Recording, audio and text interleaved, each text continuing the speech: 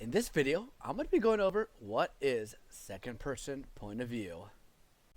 Okay, so second person point of view is where you become the central character in the story. This gives you a more of a feel of being part of it. You're more immersed in the story because when you read it, it's saying you did this, you did that, and you saved the day.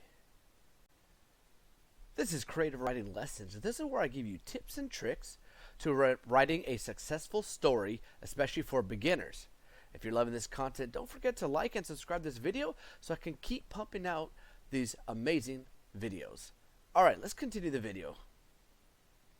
So one of the key purposes for second person point of view is to make the stakes higher by making you the main character, you the central character of the story.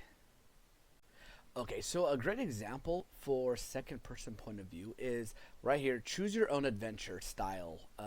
And I know there's a lot more apps out, but when I was a kid, you used to get these books, and as you're reading it, you choose what page you jump to, which kind of determines the story. So the one where you choose your own adventure kind of makes you the center, and every decision you make will have a consequence later down the line.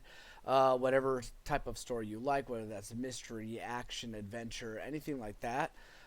So that's just growing. And right now I freelance for an app that actually makes these adventure style, you choose your own adventure storytelling stuff. And it's really cool. It's a great idea, and it's really fun to give people options and by making them the central character.